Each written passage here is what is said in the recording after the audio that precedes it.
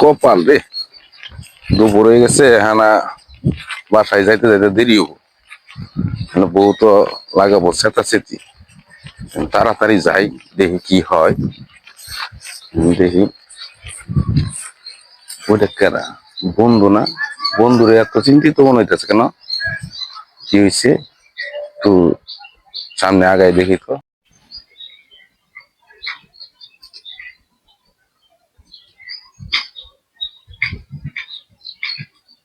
বউ তারা দিতেছে, বন্ধুরেও দেখলাম বইতেছে মন খারাপ করে। যাই দেখি তো কি হয়েছে। বন্ধু না? বন্ধু কি হয়েছে তোমার? মন খারাপ করে বই রয়েছে কেন? আরে ভাই, আমার কি হয়েছে এটা শুনে তুমি কি করবা? তুমি করতে গাইলে এদিকে। ওই আমি একটু কাজে গেছিলাম, লেট হয়ে গেছে বন্ধু। ওই কাজের লিগা তো বউ ফোন দিতেছে বারে বারে। না লেট করে লাইছেন, বউ তো প্যারা দিতেছে, আহ নাকে আহ নাকে। তুমি এনে বই রয়েছো কেন? বাবা, মন খারাপ কে? তুমি আমার কথা দুঃখ শুনে কি করবা ভাই? আমার আবার খুব সমস্যা ভাই। যা তুমি শুনে কিছু করতে পারবা না। আরে কি সমস্যা তোমার? তুমি তোমার কাছে যাও, তুমি আমার ডিস্টার্ব করো না। আমি একলা একলা একটু থাকবার দাও, বুঝছো? আমার ডিস্টার্ব করবা তুমি। আরে ডিস্টার্ব? যাও তোমার বাসা, তুমি চলে যাও। আরে না, তুমি আমার কলেজার বন্ধু, ন্যাংটা কালের বন্ধু। তোমার কথা না শুনে আমি যাবো গা? বউ না আছে থাক, আর পরে গেল পেরা হবো, আর ওখানে গেল পেরাই। আগে তোমার কথা শুনি। ওটা আও, চা খাইতে খাইতে কথা বলবো নি। আসো, আও। মন খারাপ করে থাকবো তাই বলছো বন্ধু? তুমি যা শুরু করছো এখন ধরো গিয়া, এই জঙ্গলে বৈশা থাইকা যদি তুমি টেনশন করো, এটা কি চলে? এখন তোমার বন্ধু, তুমি তো অনেক ঘামে গেছো, যে এত টেনশন করলে চলে নাকি? যে চলো আগে ঠান্ডা খাইয়া পরে তোমার কথাবার্তা শুনি। ঠান্ডা মান্ডা খামনি রে ভাই, আমি খুব যে জ্বালায় আছি জানো না। আমার জীবনের মায়া বলতে কিছু নাই, মানে সব শেষ হয়ে গেছে গা। ঠান্ডার তালে আছে আমি তো। আচ্ছা ঠিক আছে, তুমি ঠান্ডা পরেই খাই আমরা।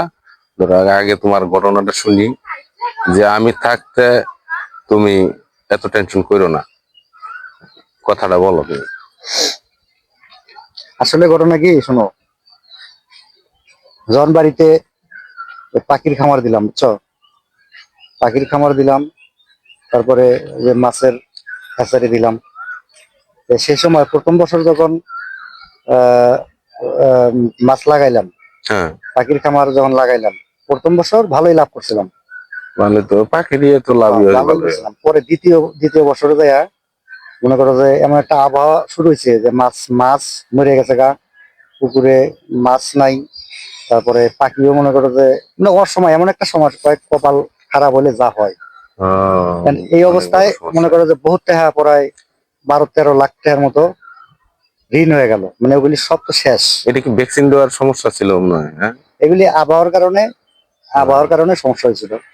যাই হোক, এটা তো টাইম যত্ন মতো করা লাগে অনেক। টাইম মতো হয় না, কপালে খারাপ বলে যা হয়। এটা না কপালে সব যাওয়া মিলিয়ে লাগে। মনে করো যে মাছের ব্যবসাও শেষ, তোমার ওই পাখির ব্যবসা। পাখির ব্যবসাও শেষ। তারপরে তারপরে কি করলাম? তারপরে এখন ওই যারা ঋণ, এগুলি তো আসলে আমার ক্যাশ টাকা ছিল না। মানুষের কাছ থেকে, এর কাছ থেকে, ওর কাছ থেকে, কারো বুঝতে কাছ থেকে পারছি। সুদের টাকা নেওয়া ছিল, কারো কাছ থেকে হাওলাত নেওয়া ছিল। সব মিলিয়ে মনে করো যে টাকা নিয়েছিলাম, নিয়ে কাজে লাগাইছিলাম যে হবে। মিনিমাম এখন কত লাখ টাকা ঋণ করছিলা? সব মিলিয়ে ধরো যে 13 লাখ টাকার মতো হইব। টিহাও তো কম না একবারে। যাই হোক, 13 লাখ টাকা এখন মনে করো যে যেদিন ওটি নষ্ট হইলো, হুম। হওয়ার পরে 15-20 দিন পরেই যখন সব শেষ হয়ে গেল আমার, তখন মনে করো যে চারদিকের মানুষ, আহ যারা পাইবো পাওনাদার মনে করো যে আমারে ধরলো কাইছে, যে টাকা দাও টাকা দাও। ধরারই কথা। এখন টাকা দাও। দেখো, পরে বাড়িতে জানাইলাম যে আব্বাজানের কাছে কইলাম যে এই অবস্থা, কেন আমারে কিছু হেল্প করেন, যে আমি ঋণ নিয়ে পড়ে গেছি, আমি হেল্প করেন, হয়তো এবার লস খাইছি, তো সামনের বার পামো। হম হম। তখন আব্বাজানে কইতেছে, কয় দেখ তোর ছোট ভাই, পরে বিয়ে করানো লাগবো, তারপরে ঘর করা লাগবো, বাড়ি ঠিক করা লাগবো, বারিন্দার কাজ আছে সেগুলি করা লাগবো। এগুলির কথা অজুহাত দিয়া সে করলো কি, হয়তো করে আমি জমি জমা যা করছি সব তো তগরই থাকবো। এখন তোর কাছ থেকে তো টাকা পয়সা নিয়ে করি নাই, কারণ আমি তোর টাকা দিতে পারবো না। আর আবার আরেকটা সমস্যা আছে, তুমি তো জানো যে আমরা তো ঘরে সৎমা, দুই দুই সংসারের ভাই আমরা। ভাবে কইতেছে, কয় তোরে যদি এখন টাকা দিবার যাই, তোরে যদি 10 টাকা দেই, আরেকজন তোর ছোট ভাইরা যারা আছে এরা কালকে বলবো যে আমারও টাকা দাও। ও কব আমার টাকা দাও, মানে এগুলি উল্টাপাল্টা বুঝ দিয়া তো মূল বুঝলাম এটাই যে তোমার যে পরিবারের যে একটা সাপোর্টের দরকার ছিল গার্জিয়ানের, আঙ্কেল তা করে নাই। করলো না। একটু করলে কিন্তু ধরো যে তুমি একটু আবার করলে দাঁড়াইতে পারতা। হ্যাঁ পারতাম। আচ্ছা তাহলে আচ্ছা, সেখানে পারলাম না, ওইটা পারলা না, তারপরে কি করলা? না পাইরা কি করলাম, একদিনের মধ্যে দোকান আছিল, দোকান তো দেখছোই, হুম দোকানে মনে করো যে কিছু যাই মাল টাল আছিল, হুম হুম, দোকানে একটা ছেলে আছিল, ওরে কইলাম চাবি দিয়ে কইলাম যে তুই এক কাজ কর, দোকানটা বেচ, হ্যাঁ দোকানটা বেচা যেটি যার ঋণ মিন যা পাইবো যতদূর সম্ভব, তো ওগুলি মানে আমার তো আর মাথা ঠিক নেই সেই সময়, হ্যাঁ, ওই সময় ম্যাপটা ঠিক পরে থাকারই দিয়ে কথা দেব। না। দেওয়ার পরে মানে সব বেচে দিয়ে দিলাম, দিয়ে দিয়ে স্টপ রাখ, স্টপ করে। বুঝলাম।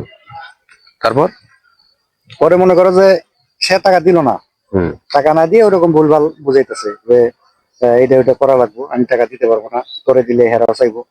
তখন মনে করো যে বাধ্য হইয়া ওর দোকান বেচলাম, দোকান, দোকান বেচছে মনে করো যে তারপর মিনিমাম কত ছিল?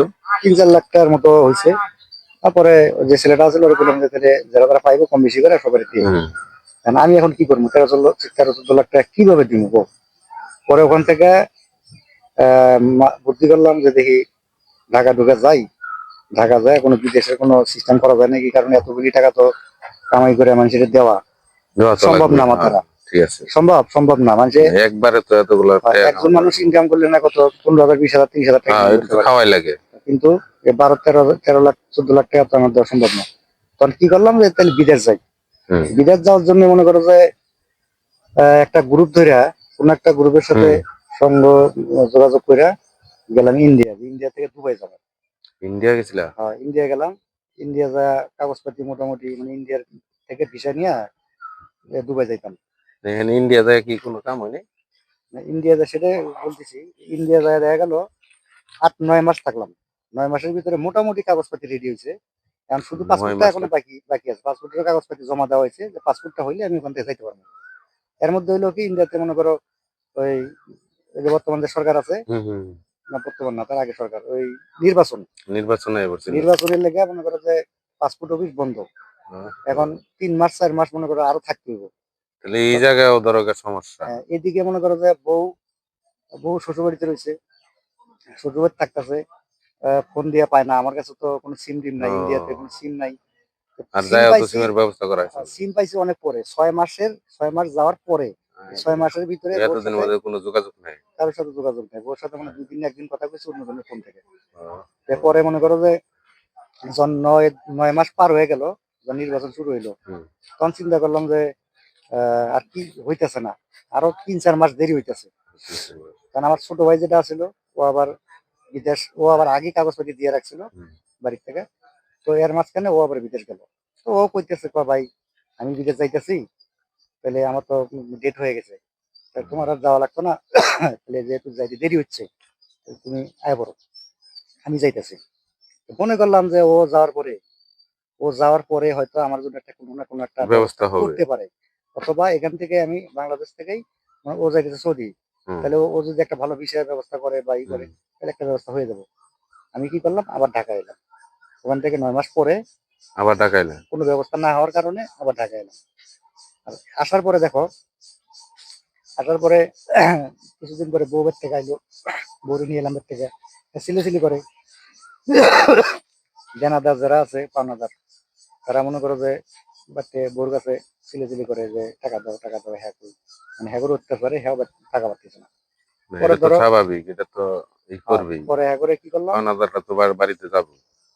পরে ছোট বাচ্চাটা থুইয়া, ছোট ছেলেটার বয়স তখন মনে করো যে 9 মাস 10 মাস, ওই অবস্থায় থুইয়া বউ হ্যাঁ করলো এনে ঢাকা শহরে এলো, ঢাকা আইসা চাকরি নিল। কি করবো, অভাব সংসার, চাকরি নিল, কিন্তু দেখো এখনো পর্যন্ত ওই 14 লাখ টাকার মধ্যে দুইজন মিলে কষ্ট মষ্ট করে আমি এখানে এসে টুকটাক করে দোকানপাট হুম করে মনে করো যে মোটামুটি বেশিটাই দিয়ে ফেলাইছি। এখন মোটে 2.5 লাখ টাকা 3 লাখ টাকার মতো এখন ঋণ আছে।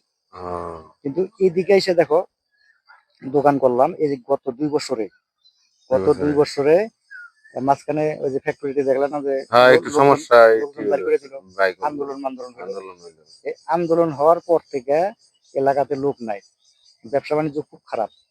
এই প্রায় 2 বছর ধরে ধরো যে দোকানে খালি লস আর লস, মানে লোকজন নাই, বেচা কিনা নাই। বেচা কিনা কম থাকলে ব্যবসা তো দেখতেই তো আছি যে এখন দোকানে মনে করো যে প্রতি মাসে 20,000 টাকা খরচ আছে দোকানে, দোকানের ভাড়া, কারেন্ট বিল, কর্মচারী বেতন সব মিলে। না এটি তো থাকেই। এখন 20,000 টাকা যে খরচ আছে, আমার ইনকাম নাই 10 টাকা, দোকানে বেচা কিনা নাই, প্রতি মাসে 4-5 হাজার টাকা মনে করো যে ইনকাম করা পারি না। তাহলে 2 বছরে ধরো যে 20,000 করে লস দিতে দিতে এদিকে মনে করো যে আরো আবার ঋণ হয়ে গেছে। আবার ঋণ হয়ে গেলাম। তাহলে ওদিকে আগেরই 3 লাখ রয়েছে, এদিকে আরো মনে করো যে লাখ প্রায় হয়ে গেছে। লাখ 2 আর বেশি হবে, 2-2.5 লাখ টাকার মতো ঋণ হয়ে গেছি। মানে এন থেকে 2 বছর তার কাছ থেকে নিয়েছি 20,000, ওর কাছ থেকে নিয়েছি 50,000 নিয়ে নিয়ে চলছি, খালি আশায় আশায় যে আশায় যে সামনে হবে। সামনে হবে, কিন্তু এই সামনেটা আর হচ্ছে না।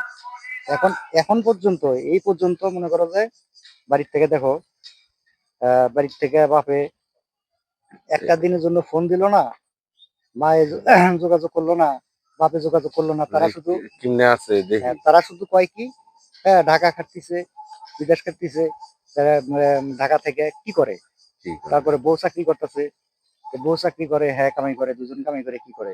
কিন্তু আমার যে ওইদিকে যে সমস্যাটা একবারের জন্য বুঝতেছে না, কেউ বোঝার আর চেষ্টা করে বোঝার না, চেষ্টাও করতেছে না, বুঝতে চেষ্টা পারছি। করতেছে না যে আমি কোন পর্যায়ে আছি। আমি বন্ধু দেখো আমার না এই এইটুকু যে বয়সে এটাই তো কইতেছি যে তুমি হঠাৎ করে বেশি চিন্তিত হয়ে গেল, কিরা আমাদের সামনে সবসময় হাসি খুশি থাকো, কি করবো, আমার তো এখন দেখতেছি ইদানিং এই যে ওই টেনশনে ঈদের পরে টেনশনে থেকে দেখতেছি তুমি আরো বেশি ভেঙে পড়তেছো, ওই টেনশনে তোমার টেনশনে পাওয়া দেখো যায় না।